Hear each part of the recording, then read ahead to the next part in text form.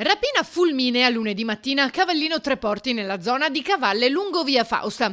Ingente il bottino rubato al dipendente di una ditta di catering cui è stata presa la borsa dalle mani con un incasso di 3 ristoranti. I 2 malviventi a bordo di una moto hanno portato via circa 60.000 euro. Completato il giro previsto nei ristoranti, l'addetto con la propria auto aveva fatto ritorno verso la sede dell'azienda e quando è arrivato è stato derubato. Un'azione rapidissima. I 2 l'hanno bloccato con lo spray urticante, poi sono fuggiti. Una volta libero ha lanciato l'allarme e sono intervenuti i carabinieri di San Donà di Piave.